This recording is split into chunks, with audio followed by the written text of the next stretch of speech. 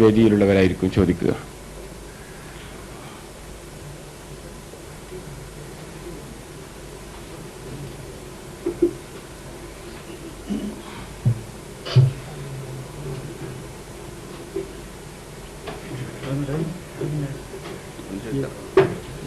ചോദ്യം കഴിക്കും സമയം ഷോക്ക് തീരുന്നുണ്ട് കുറേ എത്താറില്ല.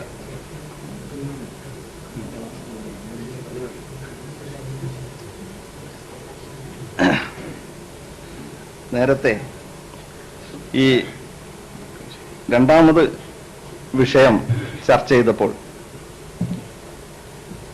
ഖാദിയാനി പക്ഷത്തുനിന്ന് ഈ ബറാഹീൻ അഹമ്മദിയ എന്ന ഗ്രന്ഥം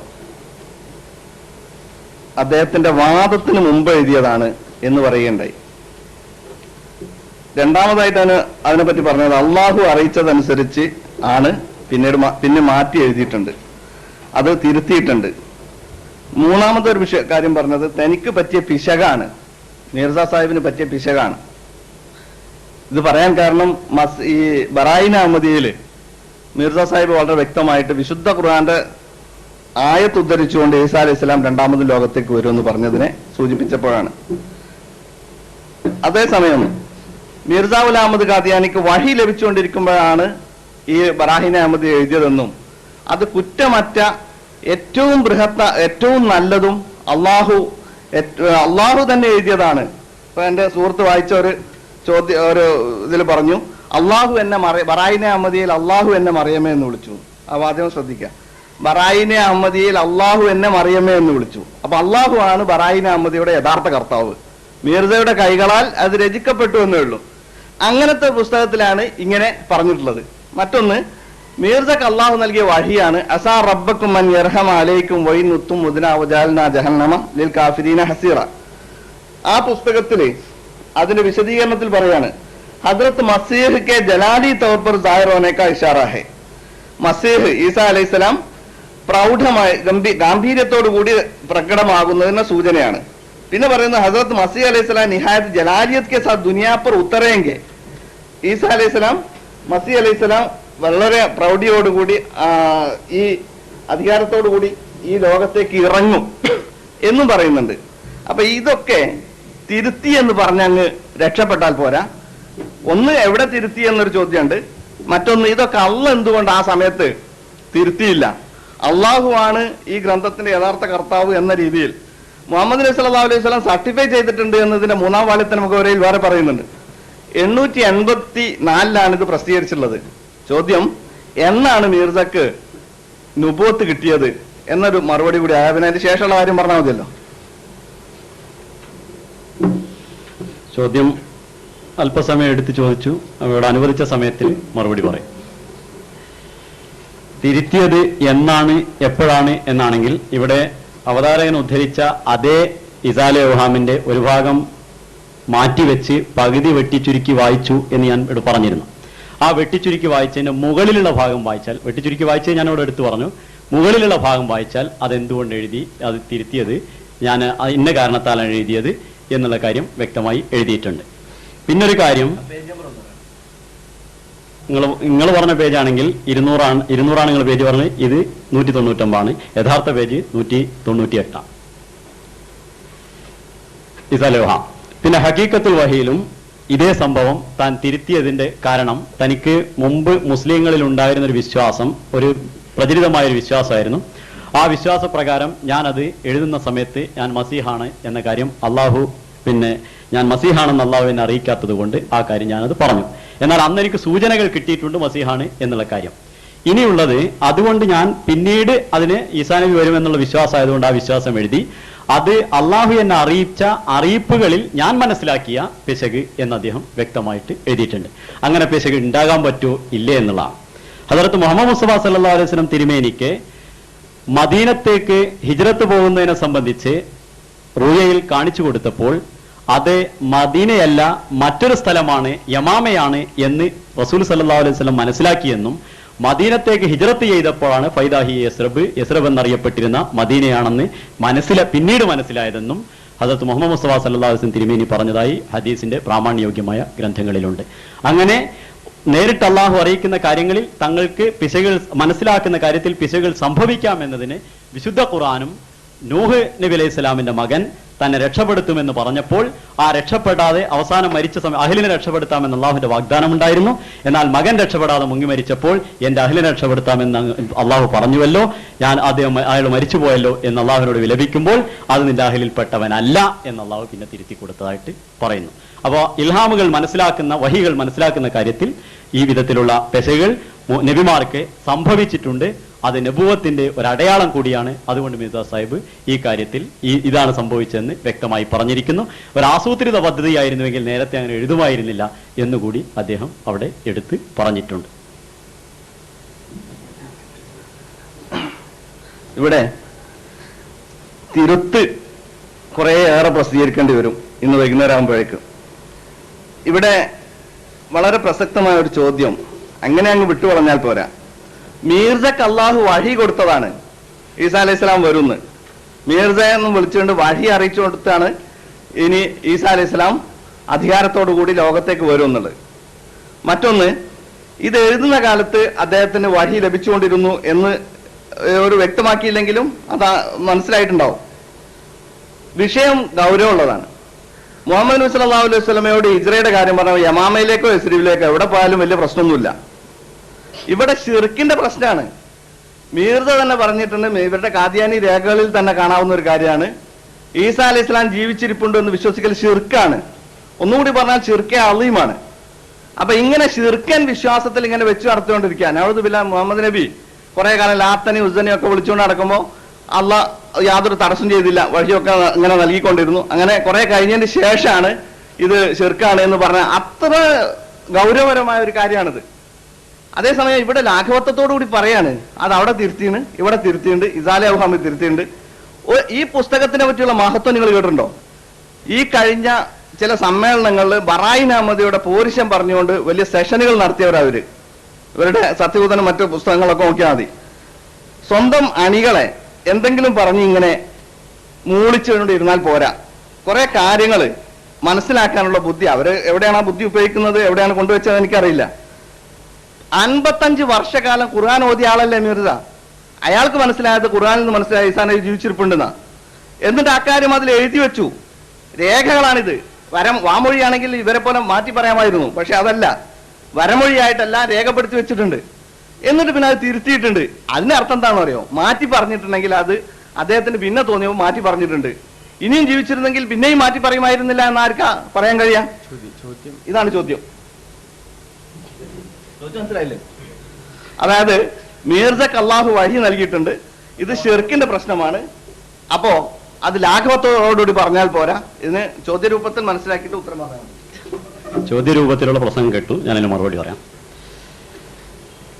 ഷിർക്ക് എന്നുള്ളതാണ് ഒരു വിഷയമുള്ളത്. അത് ഷിർക്കാണെങ്കിൽ വഹി ലഭിക്കുന്ന ആള് ഷിർക്ക് പരമായിട്ടുള്ള ഒരു കാര്യത്തെ എന്തുകൊണ്ട് തിരുത്തിയെന്ന് കേട്ടോ ഉത്തരം.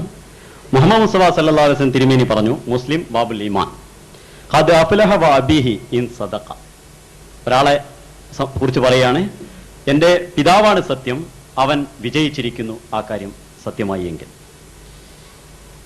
അതേ നബി സല്ലല്ലാഹു അലൈഹി വസല്ലം പറയാണ്, മൻ ഹലഫ ബിഗൈരില്ലാഹി ഫഖദ് അശ്റക. മുസ്ലിം മിഷ്കാത്ത് തിർമിദിയിലുണ്ട്, മിഷ്കാത്ത് ബാബുൽ ഈമാനിലുണ്ട്.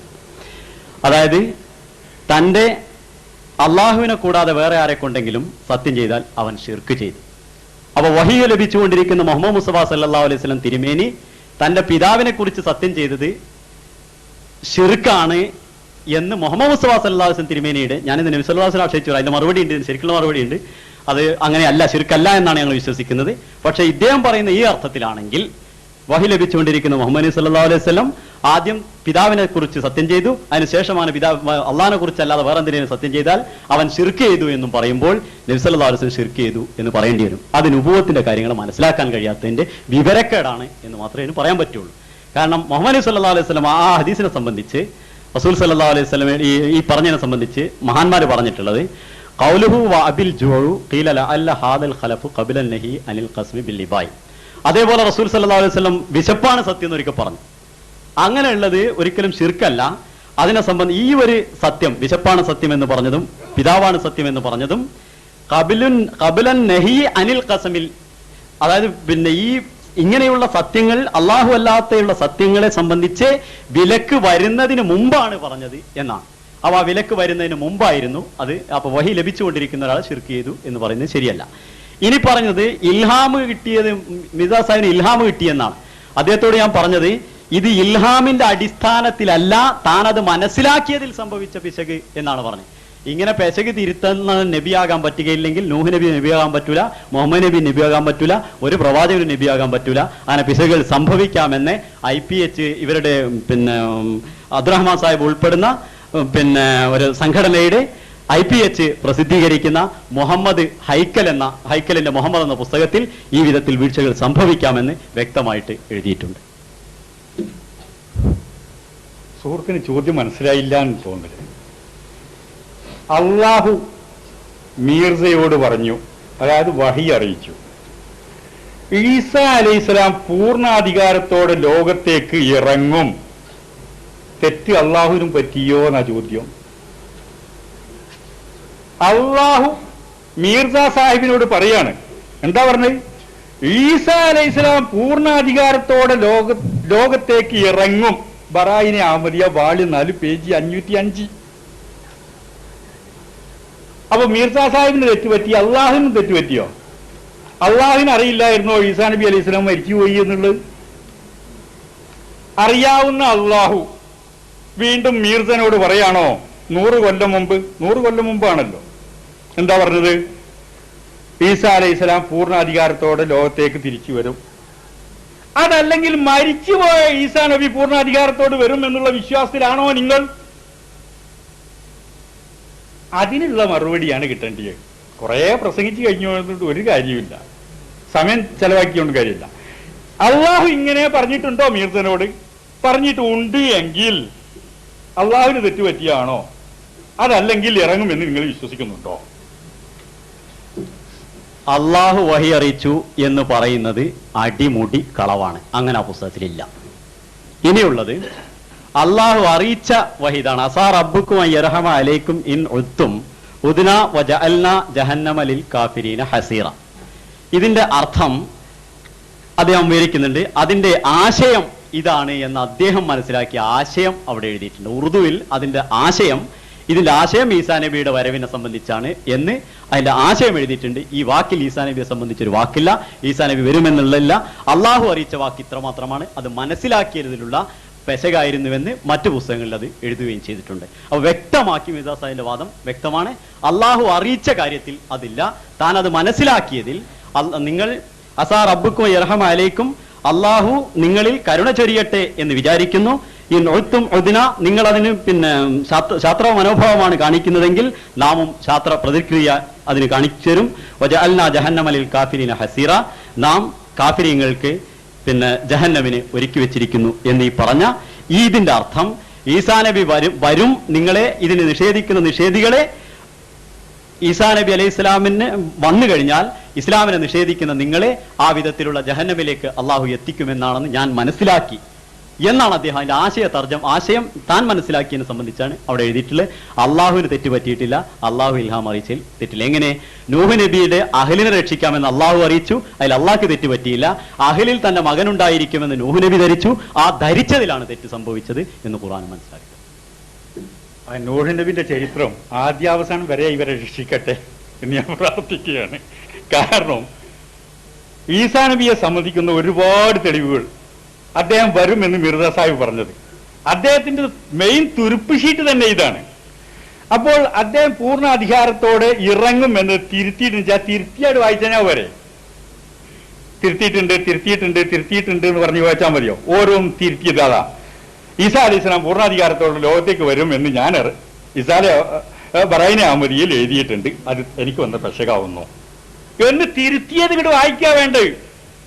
അത് വായിക്കുന്നില്ല. ഇപ്പോൾ എത്ര എണ്ണായി തെറ്റ് തിരുത്തിയത് മനസ്സിലായോ? ഓരോന്നും തിരുത്തി തന്നെ. നോക്ക്, ഹദീസുകളിൽ പറയപ്പെട്ട ബാഹ്യാടയാളങ്ങൾ പുറന്ന മസീഹ് ഏതെങ്കിലും കാലത്ത് വരിക തന്നെ ചെയ്യും. കാരണം ഈ വിനീത ലോകത്തിന്റെ ഭരണാധികാരിയായ രാജാവായല്ല വന്നത്, സാധു സന്യാസിയുടെ വേഷത്തിലാണ് ഇസാലെ ഒഹാം ആദ്യം പറഞ്ഞത്. ബറായിനെ അഹമ്മദിയത്ത് തിരുത്തി. ഇനി ഇസാലെ ഒഹാമിൽ 200-ാമത്തെ പേജിൽ തിരുത്തിയത് ആ തിരുത്തിയോ എന്നിങ്ങോട്ട് വായിക്കൂ. ഞാൻ അങ്ങനെ എഴുതിയിട്ടുണ്ട്. അത് ഞാൻ ആ എഴുതിയത് തെറ്റാണ് എന്ന് പറയുന്നതാണ് തിരുത്ത്. അയാൾ എവിടെയോ തിരുത്തിയിട്ടുണ്ട്, എല്ലാം തിരുത്തിയിട്ടുണ്ട് എന്ന് നിങ്ങളുടെ വാദങ്ങൾക്ക് വേണ്ടി നിങ്ങൾ പറയുന്നതല്ലാതെ തിരുത്തിയ വാദങ്ങൾ ഇങ്ങോട്ട് എഴുന്നള്ളിക്ക്. അപ്പൊ വ്യക്തമുള്ളൂ. മൂന്നാമത് എന്റെ സുഹൃത്ത് ചോദിച്ചു, നബി സല്ലല്ലാഹു അലൈഹി വസല്ലമയുടെ റൗളയിൽ മറവ് ചെയ്യപ്പെടുന്ന സദൃശ മസീഹ് തന്നെ വരാൻ സാധ്യതയുണ്ട്. ഇസാലോ 470 അതും തിരുത്തിയോ? തിരുത്തിയോ ഇങ്ങോട്ട് വരട്ടെ. അത് ഞാൻ തിരുത്ത് പ്രസിദ്ധീകരിക്കേണ്ടി വരും. ഇങ്ങനെ തിരുത്ത് മസീഹിന്റെ സദൃശൻ വരുമെന്നാണ് മീത സാഹിബ് പ്രയോഗിച്ചിട്ടുള്ള പദം. അതല്ലാതെ ഈസാ നബി തന്നെ തിരിച്ചു വരുമെന്ന് അദ്ദേഹം പറഞ്ഞില്ല. തിരുത്തിയത് അദ്ദേഹത്തിന് ഇത്രയേറെ പറഞ്ഞെടുത്തിട്ട് കാണാൻ കഴിഞ്ഞില്ല എന്നാ പറഞ്ഞത്. ഞാൻ കാണുക അടിയിലുള്ളതിൽ വായിക്കുള്ളൂ. ഇപ്പൊ 2 വായിച്ചപ്പോൾ അതിന്റെ അപ്പുറമുള്ള കാര്യം പറയാം. ഇപ്പൊ അദ്ദേഹം പറഞ്ഞു ബാഹ്യാടയാളങ്ങളോടുകൂടി ഈസ വരുമെന്ന്. അങ്ങനെയാണ് ഇദ്ദേഹത്തിന് കാണാത്തതിന്റെ കാരണം. ബാഹ്യാടയാളങ്ങളോടുകൂടി ഈസ വരുമെന്ന് പറഞ്ഞതിന് ശേഷം ജബ്കി ഹാൽ ഹേ തോ ഉലമാ കെ ലിയെ ഇഷ്കാൽ ഹി ക്യാ ഹെ മുംകിൻ ഹെ കിസി വക്ത് ഉൻകെ മുറാദ് ഭി പൂരി ഹോ ജായേ. ഇതാണ് അവസ്ഥയെങ്കിൽ ഉലമാക്കൾക്ക് എന്താണ് ശങ്കിക്കാനുള്ളത്? അവരുടെ ഈ പ്രത്യേക ആവശ്യം ഒരു കാലത്ത് പൂർത്തിയായി കൊള്ളും എന്ന് പറയുന്നു. അതിനുശേഷം പറയാം, അതിനുശേഷമുള്ളതാണ് ഇദ്ദേഹം തിരുത്തി എങ്ങനെയാണ് കട്ട് ചെയ്ത് കളയുന്നതെന്ന് പറയുന്നു. അതായത് അങ്ങനെ ഒരു ദുർവാശി ഉണ്ടെങ്കിൽ എന്നെ ആയിക്കോട്ടെ. ഹാ ഉൻകി യെ ഖാസ് മുറാദ് കശ്ഫം വ ഇൽഹാമൻ അഖലൻ വ ഫുർഖാൻ മുജെ പൂരി നസർ നഹി ആത്തി. അവരുടെ ഈ പ്രത്യേക മുറാദ് കശ്ഫിന്റെ അടിസ്ഥാനത്തിലോ അഖലിന്റെ അടിസ്ഥാനത്തിലോ ബുദ്ധിയുടെ അടിസ്ഥാനത്തിലോ ഇൽഹാമിന്റെ അടിസ്ഥാനത്തിലോ ഫുർഖാനെ മജീദ് ഖുർആന്റെ അടിസ്ഥാനത്തിലോ പൂർത്തിയാകുന്നതായിട്ട് എനിക്ക് കാണുന്നില്ല. वो लोग सचमुच किसी दिन हजरत इब्न मरियम को आसमान से उतरते हुए देख लेंगे. അവർ സത്യമായിട്ട് തന്നെ ഈസാ നബി ഒരു ദിവസം ആകാശത്ത് ഇറങ്ങുന്നതായി കാണുമെന്നുള്ളത്. सो उन्हें इस बात पर जिद करना कि हम तभी ईमान लाएंगे जब मसीह को अपनी आंखों से आसमान से उतरता हुआ मुशाहिदा करेंगे, एक खतरनाक जिद है.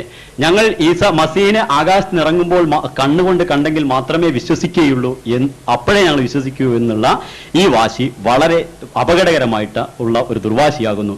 ये कौल उन लोगों से कौल से मिलता जुलता है जिनका खुद जिक्र अल्लाह जल्ल शान ने ഖുർആൻ കരീം में फरमाया है. ഇത് ആ ആളുകളുടെ വാക്കുമായിട്ട് താദാത്മ്യം പുലർത്തുന്ന വാക്കുകളാണ്. അതിനെ സംബന്ധിച്ച് പ്രതാപവാനായ അള്ളാഹു വിശുദ്ധ ഖുർആനിൽ പറയുന്നു, ഹത്താ നറല്ലാഹ ജഹറത്തൻ കഹ്തെ രഹെ और ईमान लाने से बेनसीब रहे. അള്ളാഹുവിനെ നേരിട്ട് കണ്ടുകൊണ്ട് നഗ്നഗോചരങ്ങൾ കൊണ്ട് കണ്ടെങ്കിൽ മാത്രമേ വിശ്വസിക്കുകയുള്ളൂ എന്നവർ പറഞ്ഞുകൊണ്ടിരുന്നു. അവർക്ക് ഈമാൻ ലഭിക്കുകയുണ്ടായില്ല. ഇതാണ് ബാഹ്യാടയാളങ്ങളോടുകൂടി ഈസ വരുന്നു പറഞ്ഞവന്റെ അവസ്ഥ എന്ന് എഴുതിയതിന്റെ മേൽഭാഗമാണ് വായിച്ചത്. അതുകൊണ്ടാണ് തിരുത്തിയത് എവിടെയെന്ന് അദ്ദേഹത്തിന് കാണാതെ. കാരണം അത് മാത്രമേ പഠിച്ചിട്ടുള്ളൂ. പിന്നെ അല്ലെങ്കിൽ അതിപ്പോ വിചാരിച്ചിട്ടുള്ളൂ. ഇതാണല്ലോ ഡയലോഗിന്റെ. അദ്ദേഹം പറഞ്ഞത് അങ്ങനെ തന്ത്രമാണെന്നൊക്കെ. നമുക്കിവിടെ തന്ത്രമൊന്നുമില്ല, ഇവിടെ സത്യം പറയുന്ന പരിപാടിയുള്ളൂ. ഇനി അതിന്റെ നേരെ മുകളിലുള്ളത് हाँ बराहीन में इस बात का इल्हामी तौर पर कुछ फैसला नहीं किया गया.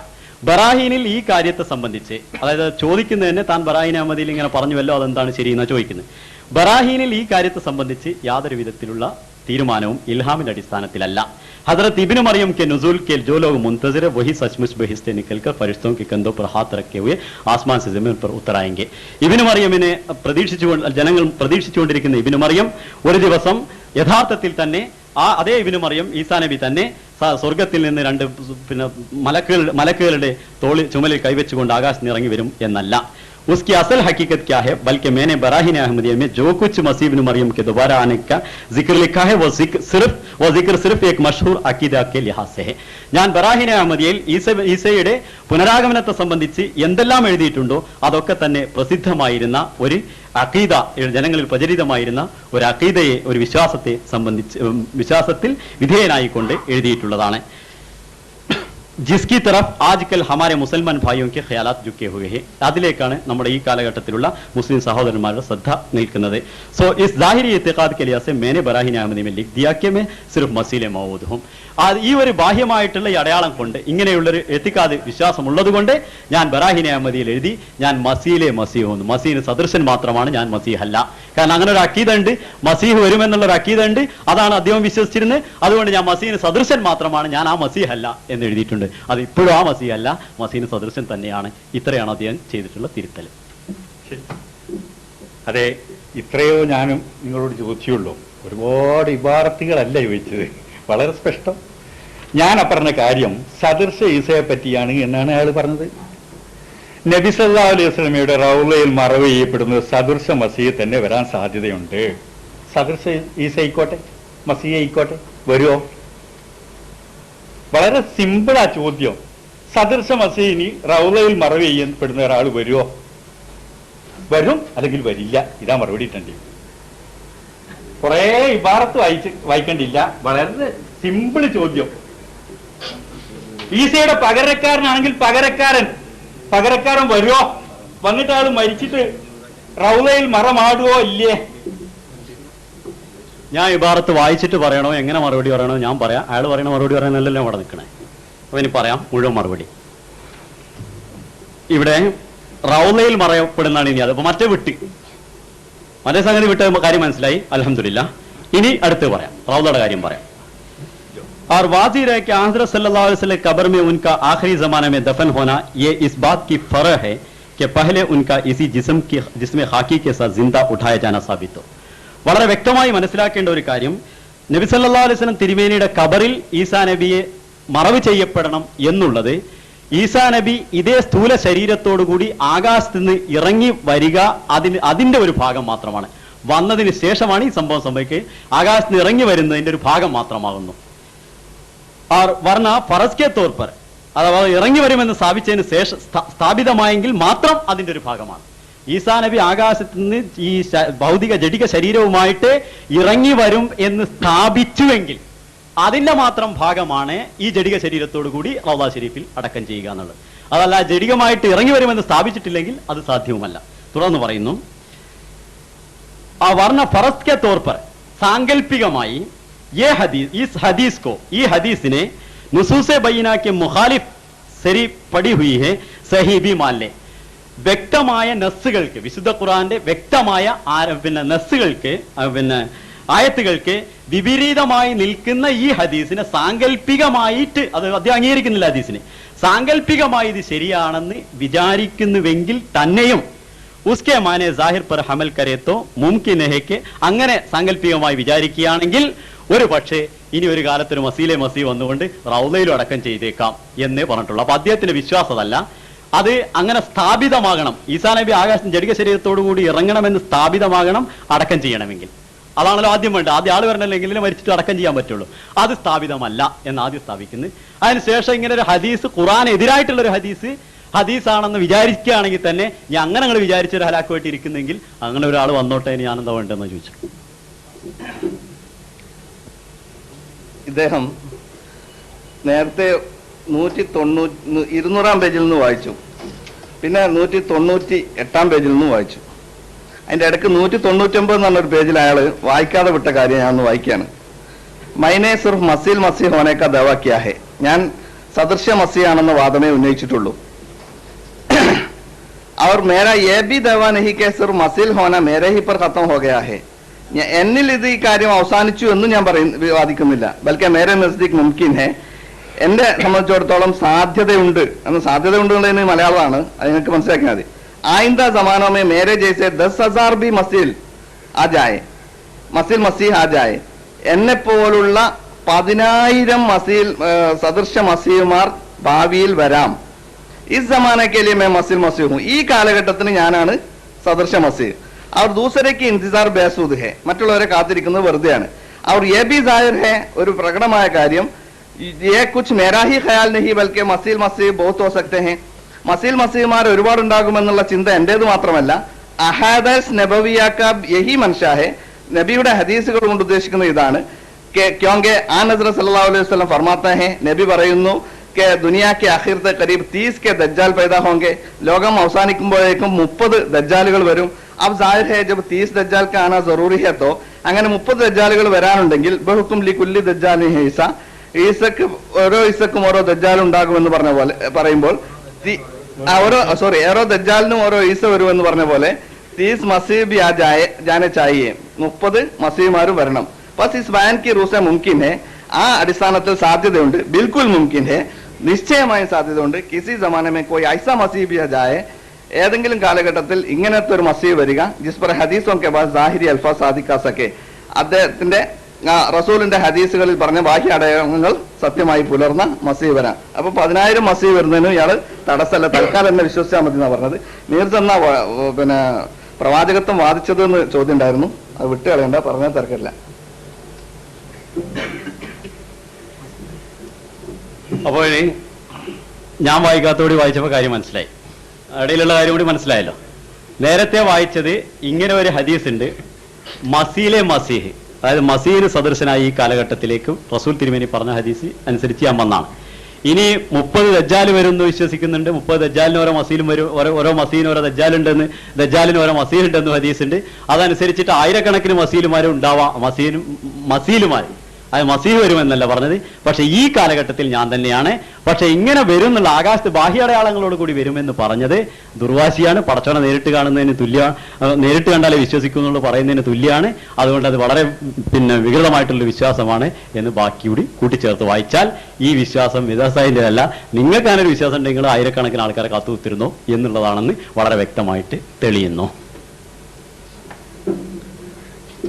ഇങ്ങനെ മലയാളത്തിൽ വായിച്ചാലും അത് ദുർവ്യാഖ്യാനിക്കാൻ കഴിയുമെന്നുള്ളതിന്റെ ഒരു തെളിവാണത്.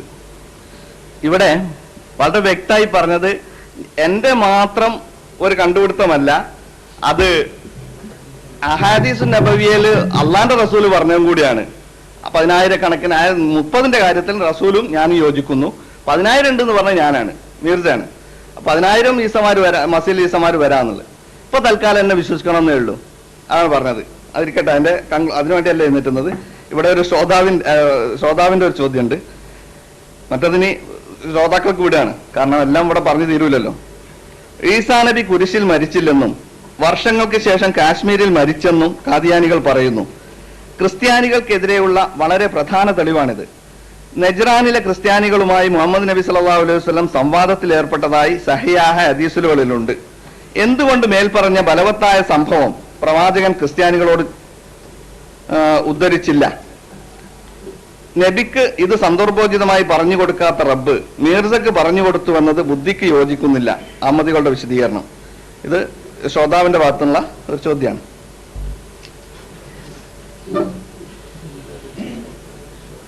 വളരെ പ്രസക്തമായൊരു ചോദ്യമാണ് ഇപ്പം ചോദിച്ചത്. കാരണം ഖുർആൻ ഹദീസുമായിട്ടുള്ള പ്രമാണം അനുസരിച്ചായിരുന്നു നടന്നിരുന്നത്. പ്രമാണത്തോട്ട് മീദസായിൽ എത്തിയിരുന്നു. ഇപ്പോൾ ഹദീസ് അനുസരിച്ച് ഖുർആൻ അനുസരിച്ച് പ്രമാണം ചോദിച്ചിരിക്കുന്നു. അതനുസരിച്ച് തന്നെ മറുപടി പറയും.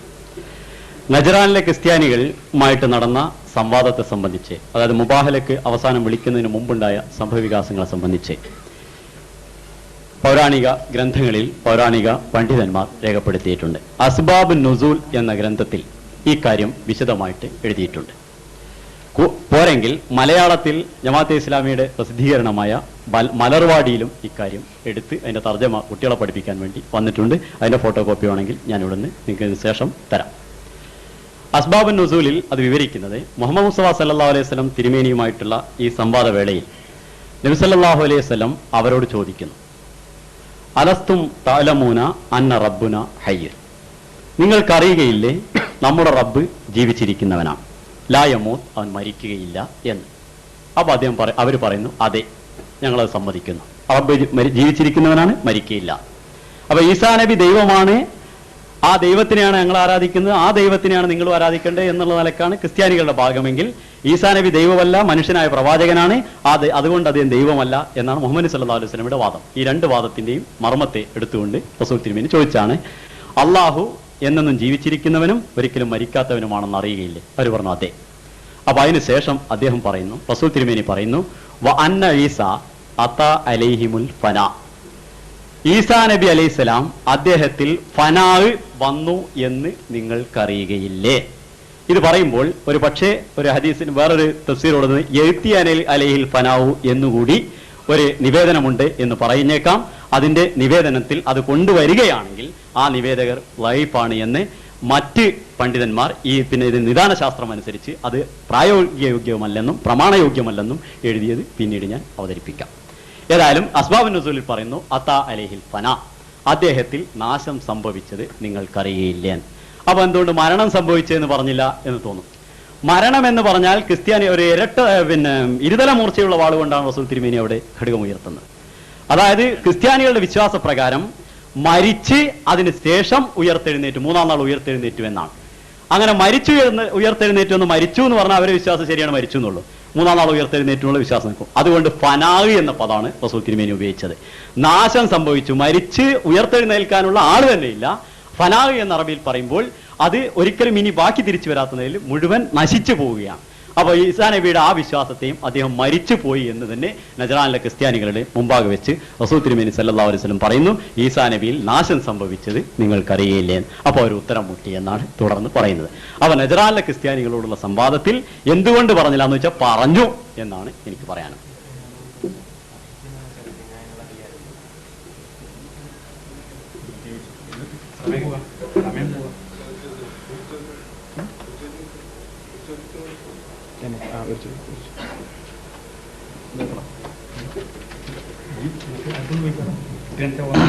വളരെ ഒറ്റവാക്കിൽ മറുപടി പറയാവുന്ന ഒരു ചോദ്യമാണ്. മിർസ ഗുലാം അഹമ്മദ് ഖാദിയാനി ഏത് വർഷമാണ് പ്രവാചകത്വം വാദിച്ചത്? ഒരു ചോദ്യം ഉണ്ട്. മാത്രമല്ല പെർമിഷൻ എത്രയും ചോദിക്കാൻ എതിർവശം തന്നിട്ടുണ്ട്, പക്ഷെ ഒരു ചോദ്യം അനുവദിക്കുന്നുള്ളൂ. പ്രസിദ്ധി അവസാനം ലാസ്റ്റ് ചോദ്യമാണ് ഇതൊരു ചോദ്യം. അരമണിക്കൂറല്ലേ? അവിടെ നിന്ന് എത്രയും ചോദ്യം ചോദിക്കാൻ എഴുതി തന്നെ അല്ലേ? നിങ്ങളല്ലേ എഴുതി തന്നത്? ചോദിക്കാറ് നേരം വിളിക്കുന്നതല്ലേ ചോദിച്ചാണ്. അത് ആദ്യം ചോദിച്ചോളി, നമുക്ക് പ്രശ്നമൊന്നുമില്ല. പിന്നെ മറുപടി പറയാം. നീ ചോദിക്കണേ പറയാൻ ചോദിച്ചോളി. എപ്പോ പറഞ്ഞാലും 5 മിനിറ്റ് മറുപടി അറിയണ്ടാവും. ഒരു ചോദ്യം കൂടി. ഈ ചോദ്യം മറുപടി അറിഞ്ഞിട്ട് ഒരു ചോദ്യം കൂടി മറുപടി പറയാലോ അല്ലേ? ഈ ചോദ്യം മിർസ സാഹിബ് പ്രവാചകത്വം വാദിച്ചതെന്ന്, അതല്ലെങ്കിൽ ജനങ്ങളെ ഈ കാര്യം അറിയിച്ചതെന്ന്, അള്ളാഹു തന്നെ അറിയിച്ചത് എന്നറിയിച്ചു. ഇതാണല്ലോ സംഭവം. വാദിച്ചതെന്ന്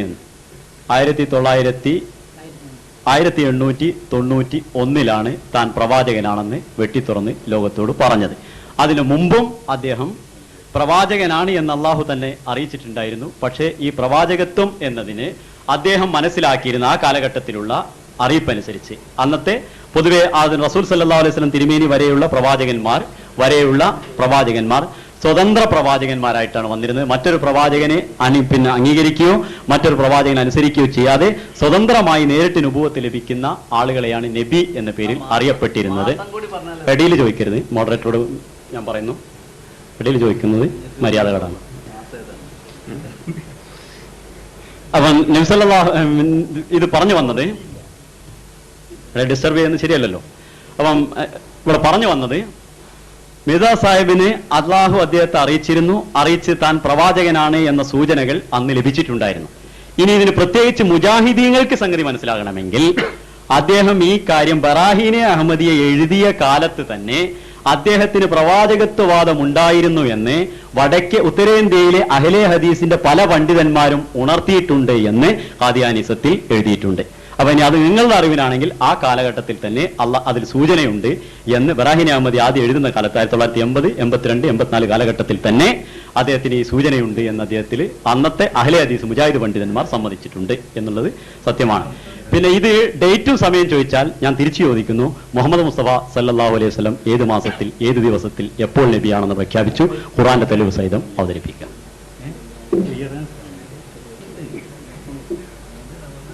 സുഹൃത്തെ, ഞങ്ങളിത് തർക്കം എന്നുള്ളത് മാത്രമല്ല ഞങ്ങൾ ഉദ്ദേശിക്കുന്നത്.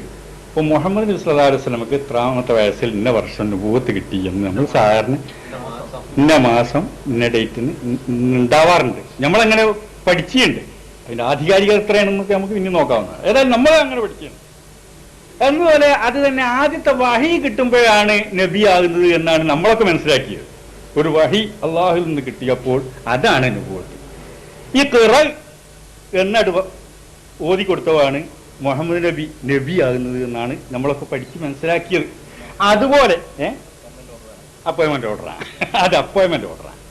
അതുപോലെ മിർസ സാഹിബിന് ഈ മാസം പറയാൻ കഴിയില്ലാത്ത കൊല്ലണമെങ്കിൽ അയാൾക്ക് ആദ്യത്തെ വഹി വന്നപ്പോഴാണോ നബിയായത്? അതായത് കുറേ വഹികൾ വന്ന് പിന്നെ ഇന്ന് കേൾക്കാണ് നബി എന്ന് പിന്നീട് പറഞ്ഞതാണോ? അല്ലെങ്കിൽ ഞങ്ങൾ ഇങ്ങനെ മനസ്സിലാക്കിയത് കൊണ്ട് ചോദിക്കാം. അത് ഒരു ദുരുദ്ദേശമല്ല. അന്ന് ഒന്നാമത്തെ വഹിയോട് കൂടി അയാൾ നബിയായിരുന്നോ? അത് ഏത് കൊല്ലം? ഇതൊന്നും അറിയാനാ കുറെ ബിനാഉൽ ഫാസിദ് അടിസ്ഥാനരഹിതമായ ഒരു കാര്യത്തിന് മുകളിൽ അടിത്തറ പാകിക്കൊണ്ട് ഒരു കാര്യം ചോദിക്കുമ്പോൾ അതും അടിത്തറ ഇല്ലാത്തതായിരിക്കും, ഫാസിദായിരിക്കും എന്ന് ഉസൂലിൽ ഒരു ചൊല്ലുണ്ട്. അതുപോലെ ഈ മുഹമ്മദ് നബി സല്ലല്ലാഹു അലൈഹി വസല്ലമക്ക് വഹിയാണ് കിട്ടിയ അപ്പൊ തന്നെ നബിയായി എന്നുള്ളത് ബുഖാരിയുടെ ആദ്യത്തെ അധ്യായത്തിലെ ആദ്യത്തെ ഹദീസ് വായിക്കാത്തതുകൊണ്ടാണ്. റസൂൽ തിരുമേനി സല്ലല്ലാഹു അലൈഹി വസല്ലമക്ക് വഹി എങ്ങനെ ലഭിച്ചിരുന്നു അതിന്റെ ആരംഭത്തെ സംബന്ധിച്ച് പറഞ്ഞിട്ടുള്ളത്, തനിക്ക് ആദ്യം റുയത്തു സാലിഹത്തായിരുന്നു ലഭിച്ചിരുന്നത്. ആ റുയത്തു സാലിഹത്ത് ഫലഖ് സുബഹ് പോലെ പ്രഭാതം പൊട്ടി വിടരുന്നത് പോലെ പുലരുകയും ചെയ്തിരുന്നു. അതാണ് വഹീന്റെ ആരംഭമെന്ന് റസൂൽ സല്ലല്ലാഹു അലൈഹി വസല്ലം തിരുമേനിയെ സംബന്ധിച്ച് ഹസരത്ത് ആയിഷ സിദ്ദീഖ റളിയല്ലാഹു തആല അൻഹയിൽ നിന്നുള്ള നിവേദനം ഇതിനകത്തുണ്ട്. അതേപോലെ ഇദ്ദേഹത്തിന് വഹി അതിനു മുമ്പ് തന്നെ ദൈവനിയോഗിതനാണെന്ന് പിന്നെ ഈ കാര്യം അറിഞ്ഞതിന് ശേഷം എത്രയോ വർഷങ്ങൾക്ക് ശേഷമാണ് ഇഖ്റ എന്നുള്ളത് ലഭിക്കുന്നത്. അതേപോലെ ഇദ്ദേഹത്തിന് നേരത്തെ ലഭിച്ചിരുന്ന വഹികളും മറ്റു പല സന്ദേശങ്ങളും തനിക്ക് ലഭിച്ചിട്ടുണ്ട്. അതിനുശേഷം ദൈവനിയോഗിതനാണ് എന്നുള്ള വാദം അദ്ദേഹത്തിന് ലഭിച്ചത് ബറാഹിനെ അഹമ്മദിയുടെ കാലഘട്ടത്തിൽ തന്നെയുണ്ട്. പക്ഷെ ആ കാര്യം അദ്ദേഹം ഈ നുബുവത്തിന്റെ കാര്യത്തിൽ ഇങ്ങനെ ഒരു സ്വതന്ത്ര നുബുവത്ത് അല്ലാതെയും നുബുവത്ത് മുഹമ്മദ് മുസ്തഫ സല്ലല്ലാഹു അലൈഹി വസല്ലം ഉമ്മത്തിൽ വരുന്ന പ്രവാചകന് നബി എന്ന പദം കൊണ്ട് നാമകരണം ചെയ്യാമെന്ന് അദ്ദേഹം മനസ്സിലാക്കുന്നത് 1891 അതിന് മുമ്പേ അദ്ദേഹത്തിന് ബറാഹിൻ അഹമ്മദിയുടെ തുടക്കത്തിൽ തന്നെ നബി എന്നുള്ള കാര്യം അതിന്റെ പ്രസിദ്ധീകരിച്ച ദിവസവും ഡേറ്റും അത് മാസവും എല്ലാം തന്നെ ബറാഹിൻ അഹമ്മദിയുടെ ടൈറ്റിൽ പേജിൽ എഴുതിയിട്ടുണ്ട്. അത് വായിച്ചാൽ മതി. അന്ന് തന്നെ ഹുവല്ലദി അർസല റസൂലഹു ബിൽഹുദാ വദീനിൽ ഹഖി എന്നുള്ള ഈ ഇത് തനിക്ക് ഇൽഹാമായിട്ട് ലഭിച്ചിട്ടുണ്ടെന്നും തന്നെ പ്രവാചകനായിട്ട് അന്ന് തന്നെ അള്ളാഹു നിയോഗിച്ചിട്ടുണ്ടെന്നും, പക്ഷേ ഈ നബി എന്ന് പറഞ്ഞ സ്വന്തം പ്രവാചകനാണ് എന്നാണ് ഞാൻ ധരിച്ചിരുന്നത് നുബുവത്തിനെ സംബന്ധിച്ച്. മറിച്ച് മുഹമ്മദ് സല്ലല്ലാഹു അലൈഹി വസല്ലം ഉമ്മത്തിലൊരു പ്രവാചകന് നബി സല്ലല്ലാഹു അലൈഹി വസല്ലം അനുസരിച്ചുകൊണ്ടുള്ള നുബുവത്തിന് നബി എന്ന് പറയും എന്നുള്ള കാര്യം അള്ളാഹു നിരന്തരം എന്നെ വഹി അറിയിച്ചപ്പോഴാണ് എനിക്ക് കാര്യം മനസ്സിലായതെന്നും 1891 ഏക് ഗലത്തിക ഇസാല എന്ന പേരിൽ അദ്ദേഹം പുസ്തകം എഴുതിയിട്ടുണ്ട്. അതിനകത്ത് വിശദീകരിച്ച് പറഞ്ഞിട്ടുണ്ട്. അല്ലല്ല, ഒരു ചോദ്യം നമുക്ക് അനുവാദം തന്നാ ചോദ്യം അതെ കൂടി ചോദിച്ചു. 1891 എഴുതിയ ഏക ഗലത്തിക ഇസാല ഒന്ന് തന്നാ മതി.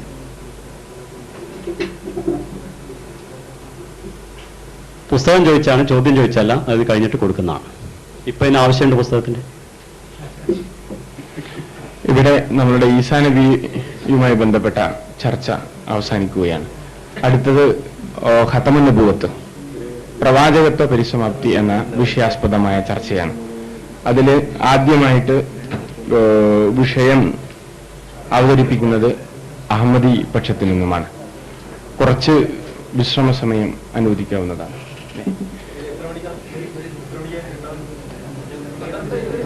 ഒരു 5 മിനിറ്റ്